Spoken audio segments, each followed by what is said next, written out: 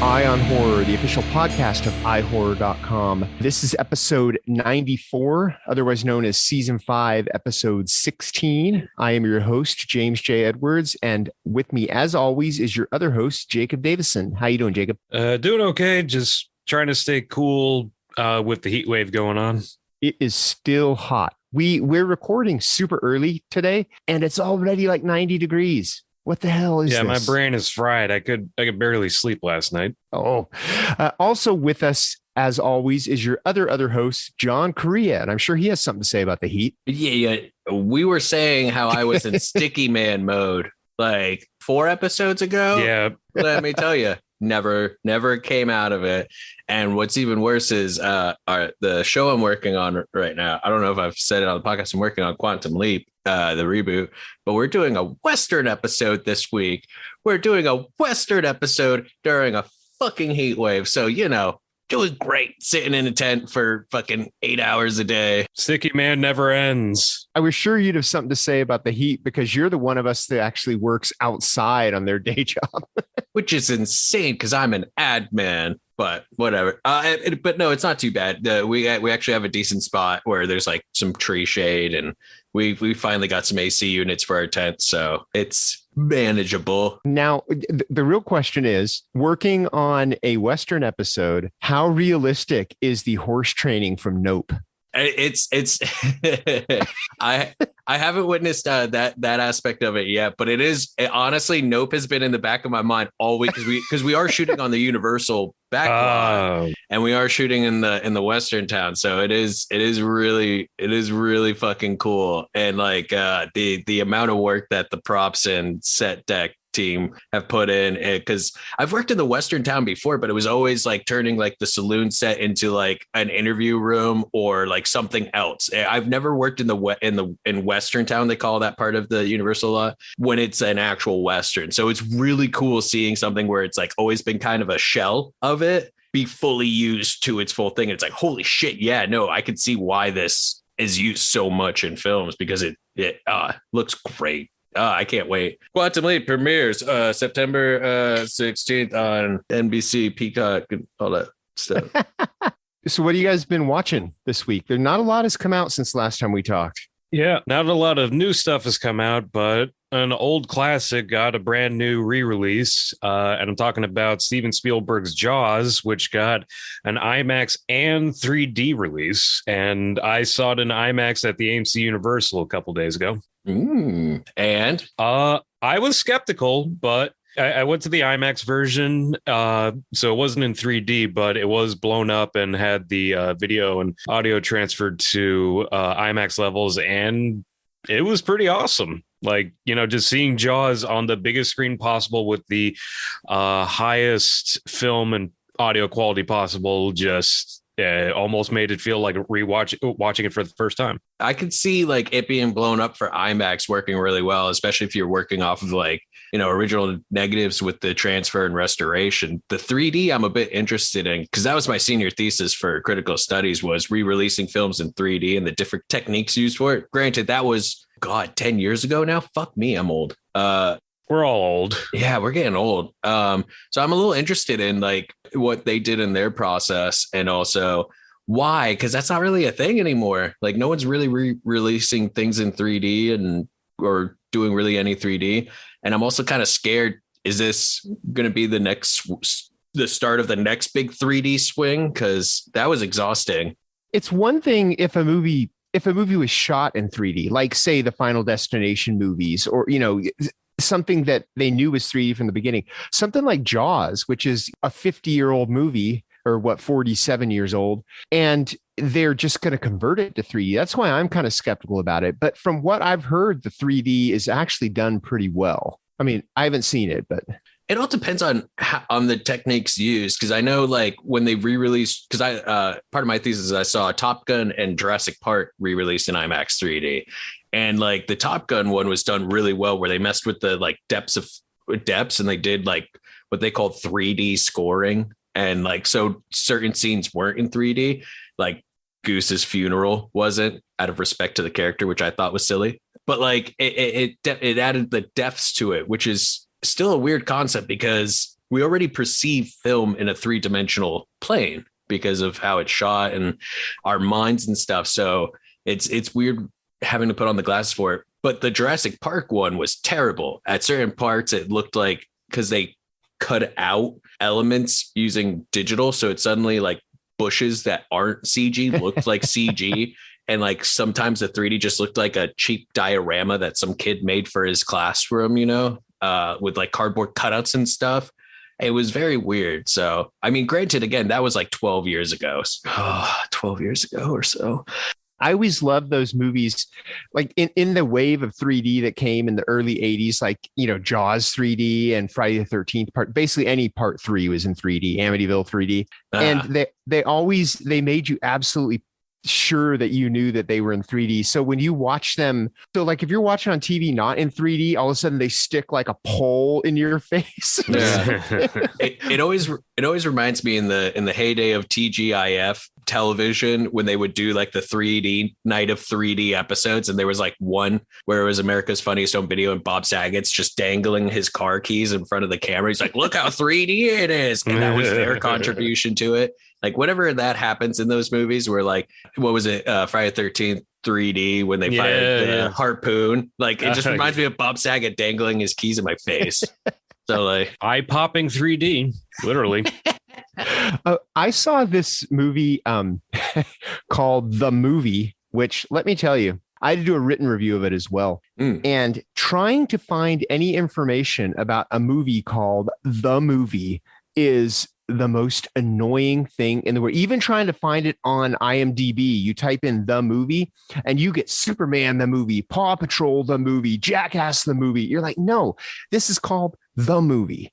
Anyway, it's about this quote washed up, because she's not really washed up, but she's like an aging actress who gets a delivery. And the delivery guy is actually this crazy dude who has a movie pitch for her. So he's like, oh, I recognize you. He's all, you should be in my movie. And he basically smooth talks his way into her house and wants to make his movie that night with her. It's like a home invasion kind of a thing. And it turns into kind of a torture movie. But the problem is there's only really one scene of torture. It's like they blew their effects budget on one scene, and then the rest of it is just like making the viewer feel uncomfortable, and not in like a Megan is Missing way, in kind of like a, how can we make the viewer more uncomfortable in this? Let's rape this woman. How can we make it more uncomfortable? Let's have him take a shit with her in the room. It's just stuff like that. So it's kind of, it's a good idea. It's just, I don't think it's executed as well as it should be. And they didn't go far enough. They either should have toned it back and had it focus more on the psychological things, or gone full bore hostile and had him, just brutalize this woman. And yeah, anyway, it's called The Movie. And if you can find it, I was about to say, good luck finding it, I guess. It's coming on VOD, I guess. By the time this airs, it'll be on VOD. So, if you see it, if you stumble across it somewhere, if you hunt it down, it might be a little difficult to find because it's freaking called The Movie. But anyway. Well, I've been continuing my deep dives into franchises I haven't done deep dives into before. So previously it was the Chucky series, which was a lot of fun. And where I watched from Bride through season 1 of Chucky. And this weekend, I'm in the middle of tackling Children of the Corn, which second only to Hellraiser in why the hell did they make this sequel? To keep the copyright. Same reason too. Yeah. Oh yeah. No, I in watching 2 and 3, there was definitely like in the back of my mind, I'm going, tell me you were trying to hold on to the copyrights without telling me you were trying to hold on to the copyrights. Which is, I'm so glad that Dimension / Miramax made 8 sequels to Children of the Corn to hold on to the rights, because it was so worth it for them to finally make a Children of the Corn prequel that they only showed for 2 nights in a theater in Florida 2 years ago. Like, good job, guys. You held on to the rights for 30 fucking years to do that. I gotta say, like, yeah, it's been a fun. I got the Arrow trilogy set, which came with like the 4K restoration of the original, which looks phenomenal. It's, if you say what you will, but the sequels, that is a gorgeous box set, loaded with features. And the original Children of the Corn is really good. it still holds up, but it's not the original. And that's the fun thing about the box set too, is it also has the short film Disciples of the Crow. Oh, I love that. It was the original Dollar Baby before they made a movie of it. It was the first adaptation that came out a year prior. It is worse than either of the first two. Disciples of the Crow, it's 18 minutes long, so it's like super duper condensed, but man, dude, like it is funny because it hits all the familiar notes, but there's some like really rough dialogue. And but yeah, Disciples of the Crow is still a fun artifact to watch. It's very low budget, regional. It is still incredible to see how easy it was to find a deserted town like that to shoot in, especially early 80s. But not much has changed with that.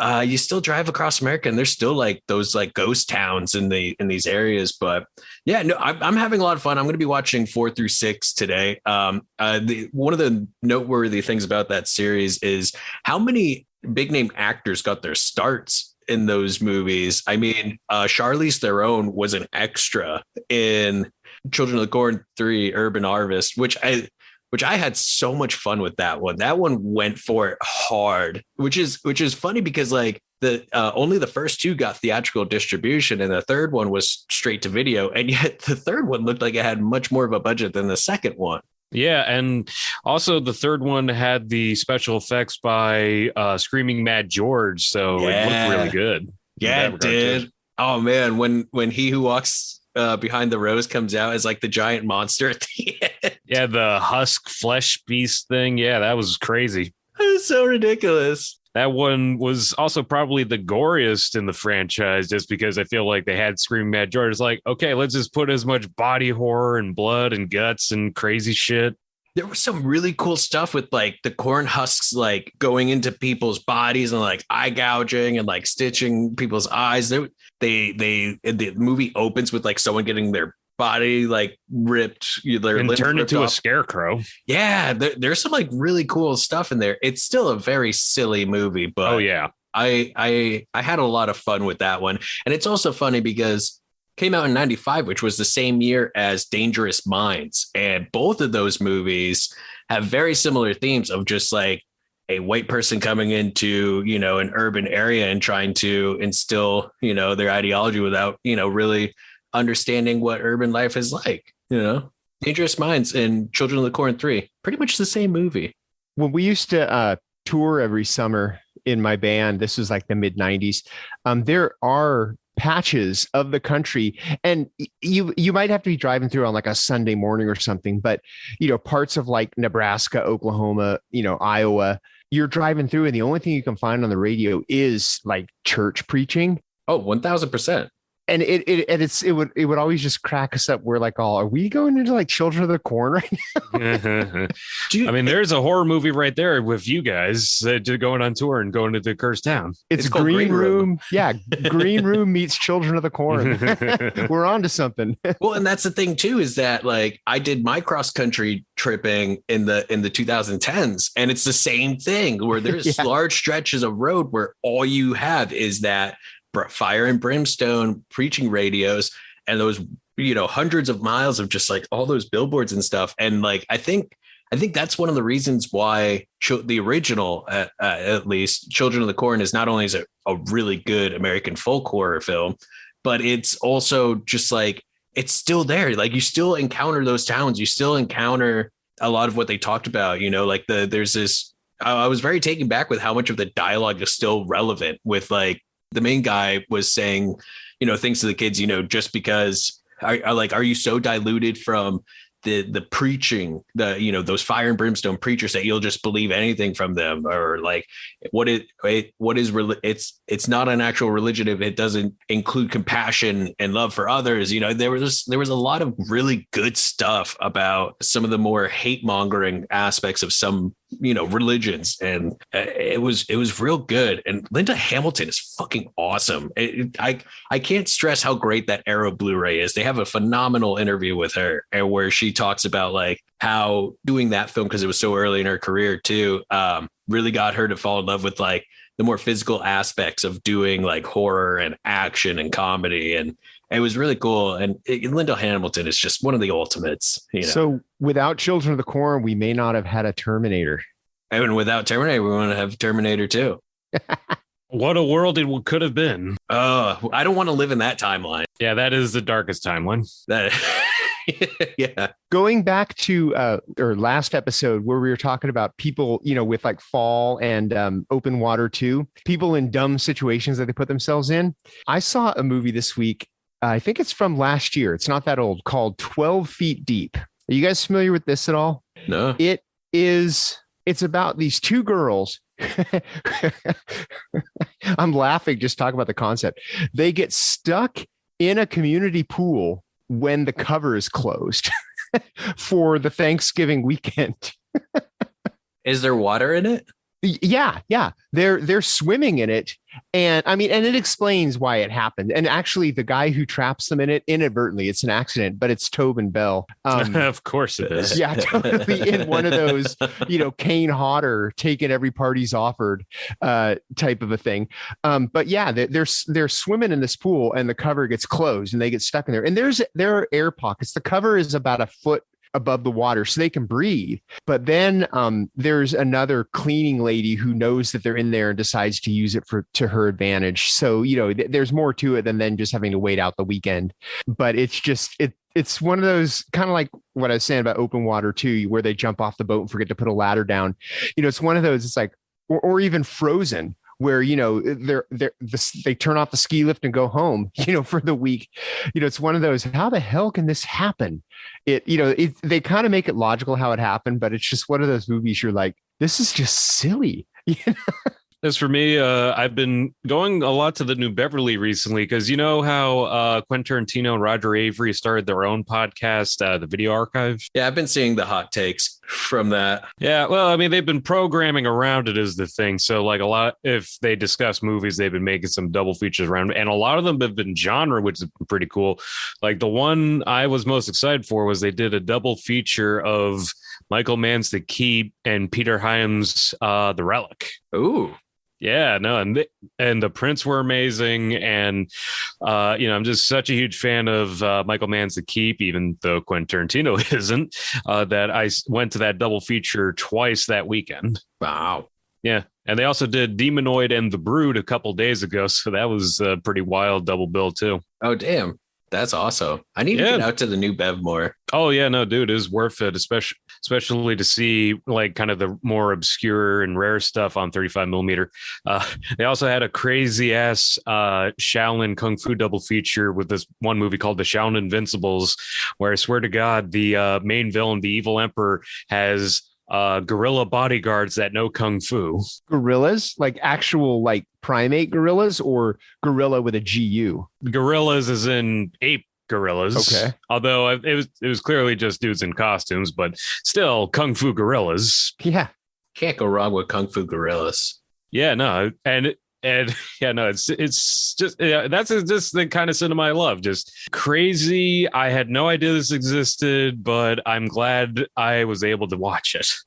Today, we're joined by a couple of special guests. They're the screenwriters of the new film, The Retaliators. So let's welcome the Geare Brothers, Darren and Jeff. How you guys doing? Doing great. Excellent, man. Yeah. Thanks for having us, guys. Yeah. Oh, thanks for being here. The question I always like to start off is, how did you guys get started in filmmaking? How did you guys know that you wanted to be writers? Oh, boy. And that's the response I usually get too. Oh boy. I think there's a long story, probably. There's a short story. Yeah. The short story is Darren came to me and said, hey, you want to write movies with me? And I was like, yeah, let's do it. That was about 4 years ago. Yeah. We grew up, we're brothers, obviously. We grew up with just a really obsessive love for cinema, genre cinema. And I mean, we just watched so many endless movies growing up, and then into just always have just been just huge passion for digging into the catalogs of different actors and directors. And subgenres and just all kinds of stuff. And I had my early, when I was young, I had a little bit of an acting career. A career would be a stretch of a word on it, but I worked a little bit. I studied acting for a good amount of time, and so I definitely had a little bit of a taste and a little bit of experience in the entertainment world via that, but never as a writer. And then kind of got into music, and Jeff and I played in a band, and we put a couple records out, and this was sort of the early 2000s. We were young and playing and doing all that, and it just all through all of that, we had just always sort of kind of fantasized about, oh boy, it'd be, we would come up with movie ideas, and again, just sort of being a natural extension from just being such lifelong fans of film. And so, yeah, when it finally materialized, it really did feel like this crazy, like, hey, do you want to just try it? You want to just do it? And so it really was, little did we know how much we, well, first of all, how much we just would love it too. We just right away, we dug into the craft and sort of put ourselves through our own kind of education formally outside of what we had already, sort of lived, and reading hundreds and hundreds of scripts over the years was an enormous part of my education too. Yeah, it was, it's kind of funny when I think about it, because me and Darren, we definitely made like movies when we were kids. Darren, you were always older than me. So I was the little brother kind of hanging around. And, we do, camcorder movies and stuff like that. Little shorts, ridiculous things. And it is sort of strange now being a screenwriter, because I think for many years, I wasn't in the film industry at all. I was always doing other things, but all the while I was always like the biggest, film buff of every group of people I would come around, so I studied philosophy, and like everybody in like philosophy programs and stuff, nobody knew shit about movies, you know what I mean? And it always kind of surprised me, like, God, man, no one's like into movies like I'm into movies. And took a while, but I kind of found I should just do movies.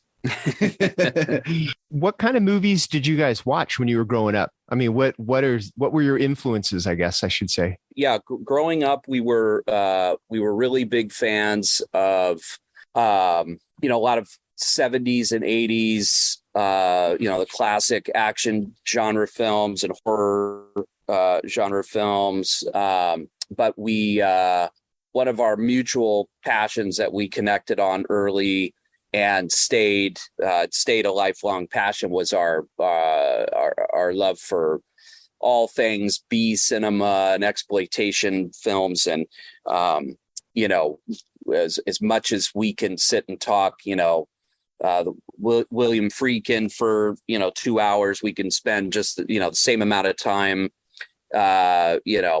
digging into the Canon films catalog, which we love and watch to this day. So how you guys came from different backgrounds into this? You were saying that Darren, you had more of an acting career, but Jeff, you were kind of more outside of the entertainment world. What was that like coming together as screenwriters? I know you guys were saying that you were huge fans of exploitation, and your film Retaliators kind of kept a lot of that spirit going. There, there's a lot of influence of Death Wish and things of that, but you guys really hammered in on the moral debates of vengeance. There's coming from a place of healing, and whether losing yourself into that really is healing. What were some of the influences and kind of debates that you guys had with that?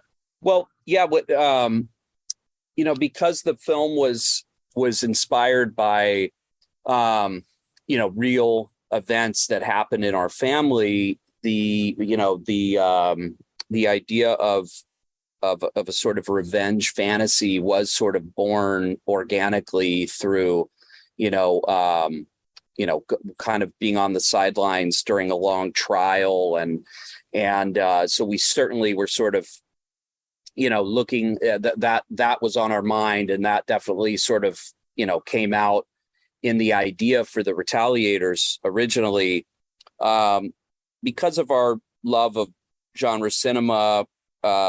We wanted the film to ultimately be fun and be something that, wasn't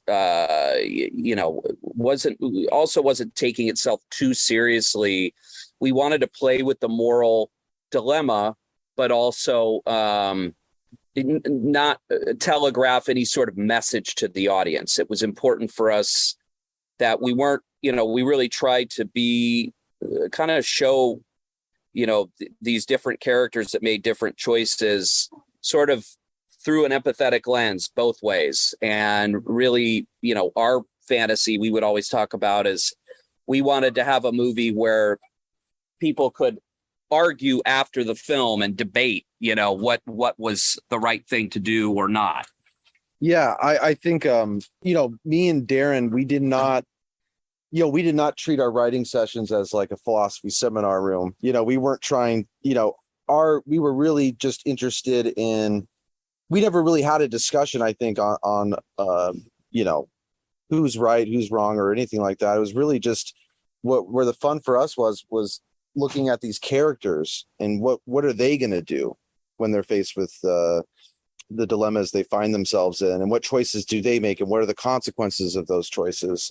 And it was made much more with the intention of having people, the moviegoers walking out of the theater kind of arguing with each other, going like, oh, who was right, who was wrong, what would you do, that sort of thing. Yeah, because there was definitely a juggling with all of that. I mean, just the basic premise of the preacher giving, an opportunity to get revenge on, the killer of his daughter, and, the cop who sets it up, and has clearly been doing it for some time for himself and others. There's definitely a lot to explore there. And I did appreciate how there was no, you definitely see the both sides of things with it without kind of getting too preachy, but you see the consequences of both. You guys do a great job of just like, I think Jay was saying it before when we were discussing the film yesterday, really flipping it, like you think it's going one way, and then all of a sudden the film kind of turns into another. We always say that when we're talking about movies, we're like, oh, this becomes a completely different movie. And usually that would only happen maybe once. In the Retaliators, it happens like 4 times. So it's like, you think you're watching one thing. I mean, and it actually happens from the first scene, which is the big teaser. And then after that, you're like, okay, no, that's not the movie we're right. It's really full of surprises. Oh, that's really cool to hear, because Jeff and I always talk. We call it the hard turn. We're really big fans of hard turns in films. It's some of the. I mean, the earliest example, I guess, kind of proto example would be like Psycho, right? Where right. It's obviously you're following a protagonist, and then very famously, you then switch protagonists and you switch genres, you switch tone, you switch everything at sort of not quite the midpoint of the film. And in horror, Audition's a great example. Hostel's a great example. From Dusk Till Dawn is the example. Dawn. Yeah. And so even Cannibal Holocaust, with the intro. There's where you end up in that film. Yeah. So, we definitely, that was something people were scared of that. There were people, even some people making the film that were, because the easier choice would be to establish a kind of a familiar genre feel and then just sort of live in that. And we very much wanted it to be like oh, I think I've seen this movie before, and then completely subvert that and try to, like, use the word surprise. That was the whole goal. How can we just create this kind of winding roller coaster? So the scariest part truly was executing it. Can we execute it? Can we get away with it? Can it work? I mean, we were literally, when we debuted at the first festival, which was Fright Fest in London, I mean, we couldn't sleep the night before because we were just going, gosh, is anyone gonna, is this ride gonna make sense, or is this just too, because the ones, we just really believed in that vision. It's, so did Michael Lombardi. You ever want to make like a roller coaster, you're the only person who likes to ride it. You know what I mean?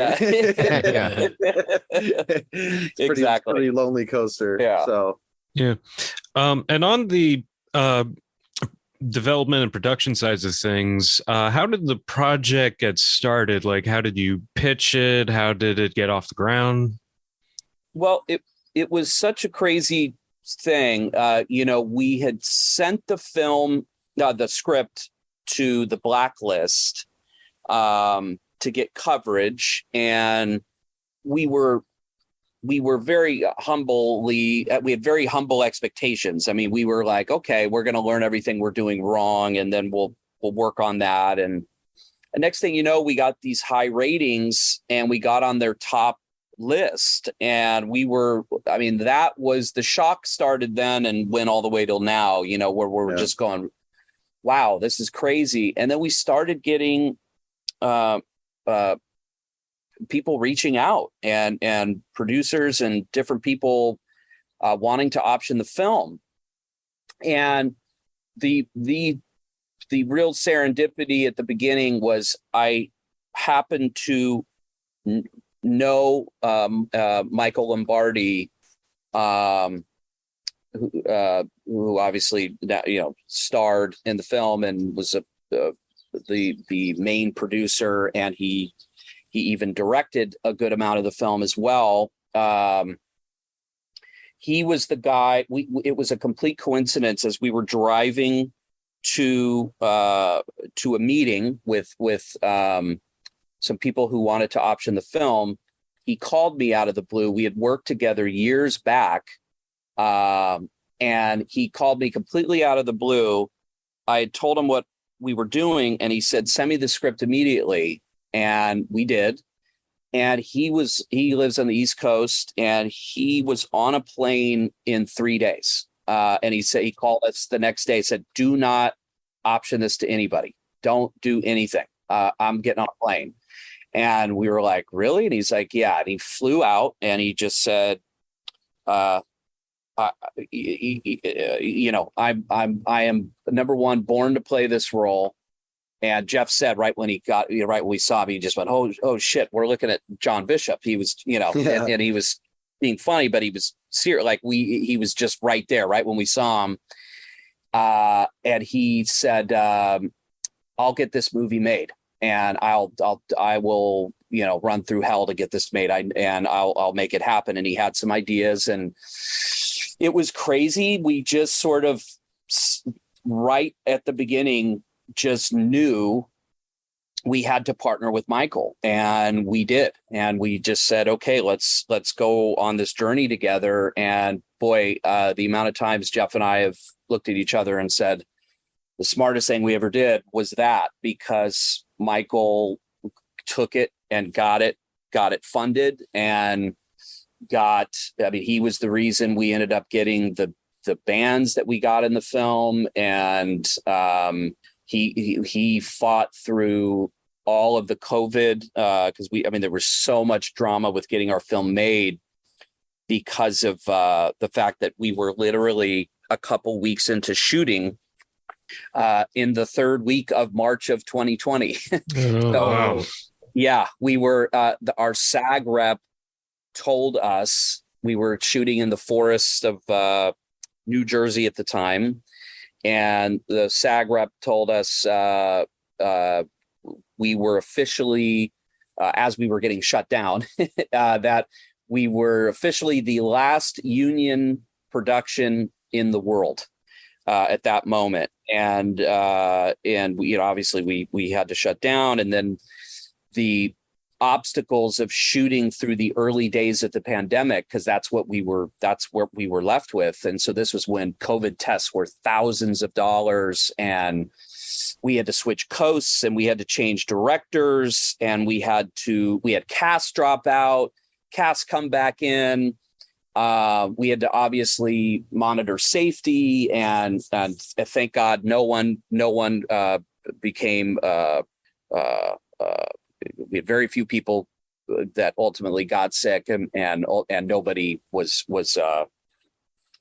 didn't have any bad situations with people getting sick, thank God. But Michael was the guy that ran quarterback through all of that, executing and making it happen. And it was unbelievable. I mean, it was just nothing would stop him or us. And just and thankfully, with the backing we had through Alan Kovac, same thing. He just was so determined. Okay, what haven't we gotten? What do we still need? And we were like, well, we still don't have this, or weren't able to get this because we'd been shut down multiple times. We'd had back again, those early days were absolutely insane, just the amount of work it took just to deal with the logistics, because this was all SAG. This was all this was all above the board. We weren't doing anything guerrilla. This was all 100%, with safety being in mind, 100% in mind, and with the rules being in mind. So it was playing it by those rules, and doing it was really, really difficult, because you could see from the film, there's lots of locations, there's lots of casts, there's a lot going on. Now you kind of piqued our interest with talking about the actual events, and you mentioned a trial. And I mean, we don't want to pry into anything that you don't want to say, but can you tell us a little bit about the inspiration for the story? Like it actually did happen to a family member of yours, or something inspired it, correct? Yeah, that's correct. And I'll address why, we're very comfortable being able to talk about this and share this story. But yeah, there was a real life tragedy that happened and trauma in our family, which was that our younger sister, some years back when she was still a teenager, she was 19 at the time. She was walking home. I mean, just straight out of a horror movie. She was walking home from a party, like around the corner from her house at the time. And this was in Northern California. And she was walking home really late. She thought she heard a jogger running behind her, and turned around and was tackled, and literally tackled down a 20-something foot ravine. She was brutally attacked, raped, and really almost killed.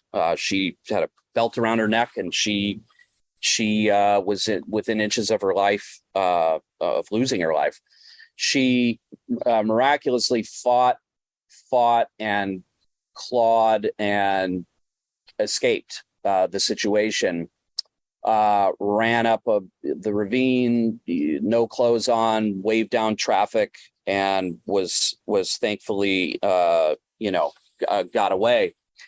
Well, that the perpetrator was not caught, and so there was years of her dealing with her PTSD, and just obviously that was all very rough for her, and she fought hard to sort of overcome all of those things. Well, years later, through the advancements of DNA, they find the guy, and he was a serial rapist. He was posing as a taxi driver in the same area years and years later, was caught trying to do this to someone else. So God knows how many people he hit along the way. I mean, it's horrifying to think about. But they caught him, and then a trial ensued, and The trial was, like any trial, it was a long process. It was a very rough process. There were multiple versions of the trial, and you have the typical ups and downs that go with the trial. And so, it was during the trial phase where the thought just popped into my head one night, where it was like, what if there was a underground service that provided family members of crime victims with revenge. And I sort of jotted down a quick little idea, and then I just wrote the Retaliators. And it was just in a list of ideas. Jeff and I, we had decided we were going to write, and we were just sort of coming up with ideas left and right, like we always do. We always just kind of stack ideas and log lines. And one day Jeff was just going through, we were like, okay, what are we going to do? And he found that one. And we basically, first thing we did was went to our sister and basically said, hey, because what was sort of ironic was right near that time, she had reached out to me and said, do you know anyone? She said, listen, I really want my story to get out, because the happy ending for her was that not only did she get past all that PTSD, but she went on to have, and still has, a very successful career as a firefighter. And she's one of the few female fire captains in the United States today. And so she really wanted her story out. She wanted to be an inspiration to people who suffered crippling PTSD and been through very serious trauma, and being the survivor that she was. She had reached out and asked me, do I know anybody in the documentary space? And I had looked, I had kind of put some feelers out, and I couldn't really find anything, find a way to sort of facilitate that. And then all of a sudden the script idea comes up. So we sat her down and just said, how would you feel if, we wrote a script that was sort of used your story as kind of a springboard? And we told her directly, it's like, look, we can't tell your exact story. There's no way we could live in that in a script for years. And at that time we had no, the reality of it being made into a film seems so distant, but it was just the writing. We were just like, we want to be able to sort of enjoy the process. So the only way to do that is to sort of, we can't, and we wouldn't be good documentarians of that story anyway. We're too close to it. And she was like, oh, absolutely. And she said, listen, please just use my name. She's like, if you ever have the opportunity to, please use my name. So her name is Jody Geare. And her story, you can Google her, and you can, they did some news pieces on her, and the trial was documented.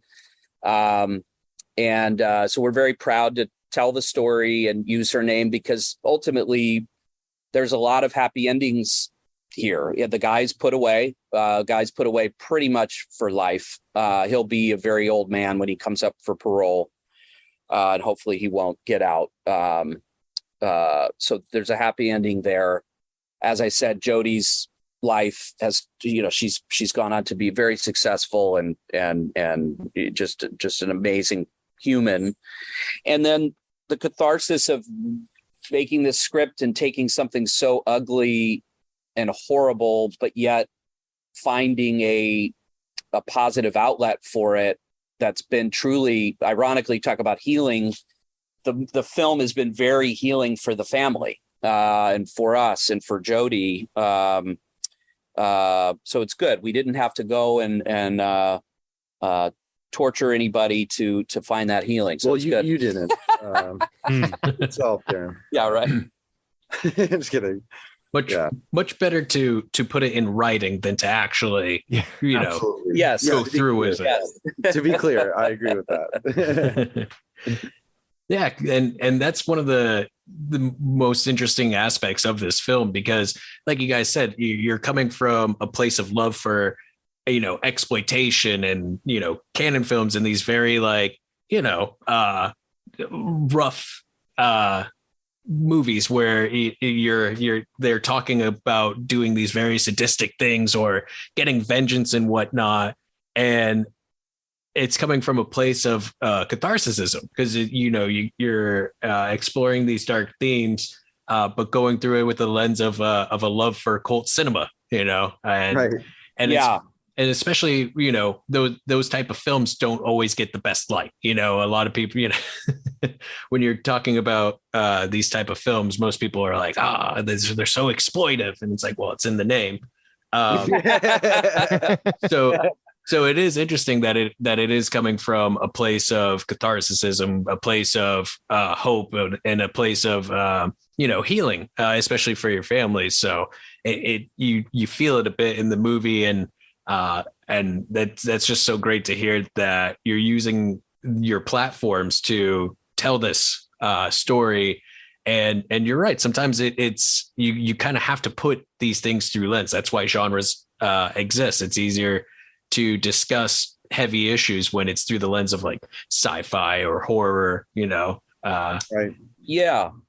And we appreciate so much hearing that. We appreciate we've gotten so much great feedback with that sort of risky thing we tried, because again, there was a lot of doubt of can we pull this off, and does this make sense? And the way you just put it right now, it makes so much sense to us. It's just, we love genre films. We take genre film very seriously, and we don't look down on it at all. We can laugh at it. We can laugh at the, the absurdity, certainly, just like anybody else, but we have a real genuine love and appreciation for it. So yeah, for us, we were just like, well, look, we don't want to do trauma porn, it's like, because there are some movies like that. And if that's somebody's taste, great, no knocking it at all. But for us, it's just movies that are sort of dirges that are just, and our movies gets pretty bleak and it's pretty dark. But it was so important for us to, in that third act, really have a catharsis, have an experience of release. We tortured every sort of hero and anti-hero in the film. And it was sort of like, we got to have some, let's bring in the fun and that spirit big time in that third act. Yeah. I think, and to kind of second that a little bit in a different way, there are really heavy movies that deal with these themes that, they're excellent movies. I mean, they're some of the best cinema ever created, but a lot of times you can only watch those movies once, they're too heavy. I mean, to watch repeatedly. And, what I think we really shot for with this movie and writing it and then executing it, filming it and stuff, was trying to make a movie that deals with these themes, but is very watchable and rewatchable. You know what I mean? Because of how fun it is. So. Yep. Okay, great. Well, we are running out of time, so we'll leave it at that. Everybody go see The Retaliators. It should, by the time this posts, I believe it comes out the next day on VOD. Is it the 14th? No. So we're The Retaliators is in theaters on the 14th, and we've gotten so our tickets went on pre-sale a few weeks ago, and the pre-sale's been going so well that we keep getting extensions on days and screening time. So in some areas, we're now up to 10 days in theaters. So no, we're not on VOD.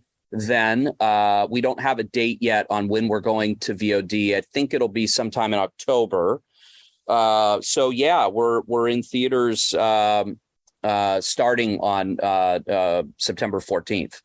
Yeah, I saw a preview at the Lemley when I went to go see 3,000 Years of Longing for So it's definitely playing in the Oh, LA yeah. area. Yeah, that's awesome. Nice. I've been hearing about it playing. I know we were playing before Nope in some places, and I've seen. We've been hearing that, so it's great. And what's really exciting too is that we are worldwide. We're in 41 countries. On I think it's close to like 1,500 screens. So it's really, really exciting. And our pre-sale is going well, even in other countries too. So we've been getting little reports and stuff. So yeah, it's really exciting. All right, congratulations. Yeah, congrats, guys. Thank you. Guys, Thank you. Awesome. And what's next? Do you guys have something that you can bring up real quick that's coming over, or is it a We bit got hush? we have a rom-com in the works. Yes. Uh, Okay. Think Nora Ephron, but then we go full exploitation. No. Actually, that sounds like a good idea. Yeah. I think we'll have that one on the back, we'll yeah. put that one on the back. We've got. We are really excited. And so we took advantage of the insanity times of the pandemic to basically go. Because the film kept, we kept starting it back up and having to shut down and kind of over and over again. It was this kind of long saga. So we really hunkered down every chance we could to really, work on new scripts and we've been working hard doing that and polishing those. And so we are really excited. We've got a few. We've got one that is sort of a creature feature that is sort of told from the creature's perspective, but it also blends with a crime thriller, and it almost has a Coen Brothers sort of like if Coen Brothers did a creature feature was sort of our goal with that one. Yeah, it's like it's kind of like No Country for Old Men meets Hogzilla. Yes. So yeah, that's a good way to put it. But it's actually it's quite a bit lighter in tone. There's a lot more humor in it. There's some great gore stuff that we've concocted we're excited about. But yeah, it's a good amount of humor in it. And then we've got another one that we're just finishing right now, but that one's we'll keep it just that one kind of under wraps, but it's sort of a little bit of inspiration. We're big Magic Mike fans. Yeah. So we kind of go no. We got to. Yeah, you're speaking Korea's language now. No joke. Magic Mike XXL is one of my favorite movies. So. Hey man, Hey, cool. He's not joking. We're all laughing, but he's dead serious. Yeah, I love it, dude. I've brought it up before. The last thing you will ever catch us doing is shaming anybody for a movie taste, because we have just so many endless. Like, we don't even really use the word guilty pleasure, but because I don't like to say that. Yeah, because I'll love movies that are supposed to be so bad they're good, so much that I'll go, they're not bad anymore. Yeah. Like, stop saying they're bad. Like, I unironically love cats, Yeah. and that's what people make fun of me for. Well, listen, we very much loved Cats, but I think it was with the big irony. But I think the irony was attached. Wait, wasn't there some talk about the like the butthole cut? Yeah, You know what I mean? Like, when are we getting that? That's what I'm waiting for. No. Well, yeah. No, I 100% agree with you guys. I hate the term guilty pleasure. I do too. I think anyone should feel guilty about something that gives them pleasure is if it hurts another person. That's it. Like, art is subjective. Oh, People can like what they want. Yeah. I don't feel guilty about liking anything I like. Yeah. Unless you're punching down. Don't feel guilty about what you love. All right, cool. We're going to get out of here. So thank you guys very much for joining us. The Geare Brothers. Go see Retaliators. It will be in theaters and then on VOD this October. So go check it out. So thanks for joining us today, guys. Our theme song is by Restless Spirit, so go check them out. Our artwork is by Chris Fisher, so go check him out. You can find us at iHorror on any of the socials or at iHorror.com. Where can people find you guys, Jeff and Darren? Yeah, you can go. The two important spots would be retaliatorsmovie.com. That will any theater near you will geo pop up as soon as you go to that. And then as far as finding the Geare Brothers, you can find us on Instagram at _Geare_Brothers. Just look up the Geare Brothers and we'll pop up. And you can find us on there. Okay, cool. Well, great. Thanks for spending your early Sunday with us. And we all look forward to whatever you guys have coming next. Awesome. Thanks. Awesome. We will see you listeners in a couple of weeks. So for me, James J. Edwards. I'm Jacob Davison. And I'm Jonathan Correa. And we're the Geare Brothers. Keep your eye on horror.